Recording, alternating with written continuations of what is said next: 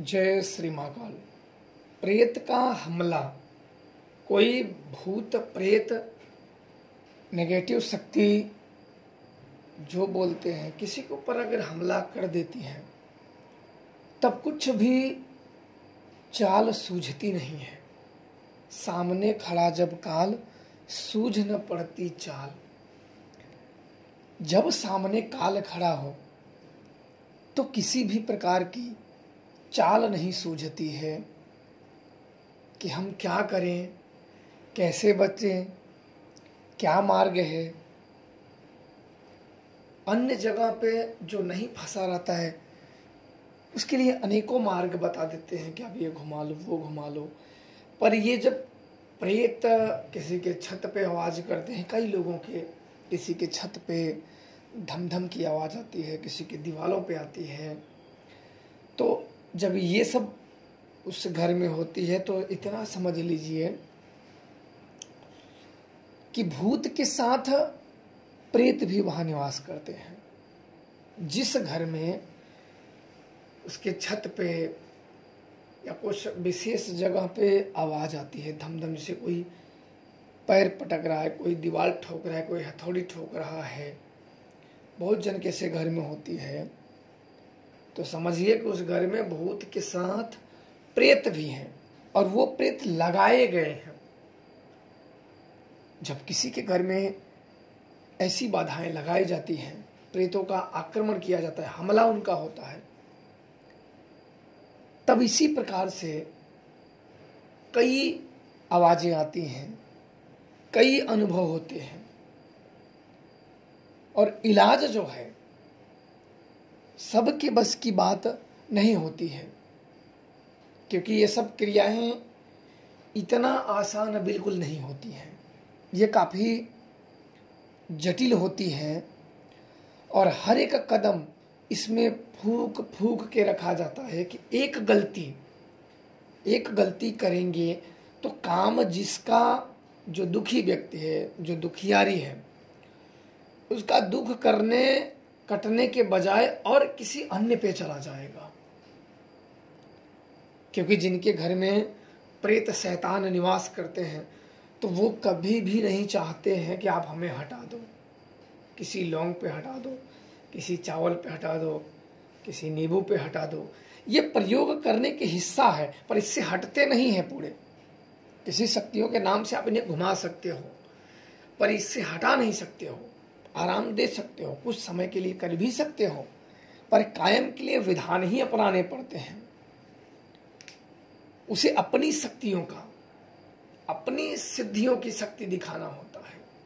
जो शक्ति हैं, जो आपके ऊपर पॉजिटिव ऊर्जा की कृपा है, देवत्व की कृपा है, आपके इष्ट शक्ति की कृपा है, जिसे आप पूजते हो, जिसकी सेवा करते हो, उन शक्तियों से आप इन बाधाओं को हटा सकते हो। भरसका इन्हें रोका जाता है।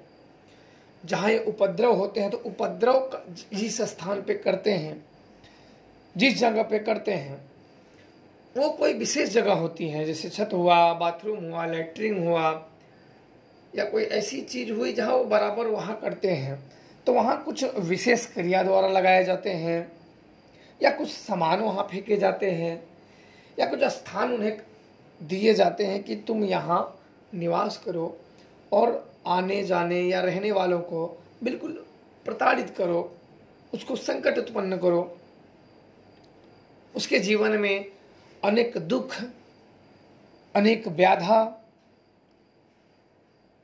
अनेक समस्याएं उत्पन्न करो। ज्यादातर उसके जीवन में घटनाएं बेकार ही घटती हैं। कभी पुत्र बीमार, कभी पत्नी बीमार, कभी बच्चे बीमार, कभी भाई बीमार, कभी कौन बीमार, कभी कभी तो पशु भी मरने लगते हैं। गाय, भैंस, जो पालतू जानवर होते हैं, जो जानवरों को उन्होंने पाल रखा होता है, ये प्रेत, शैतान, ये दुष्ट नेगेटिव एनर्जी उन पे अटैक कर देती है, उन पे हमला कर देती है। कईयों के साथ ऐसा होता है। वो कोई भी जानवर लेके आएंगे, चाहे गाय हुआ, भैंस हुआ या अन्य चीज, कुछ ही समय में वो मर जाता है।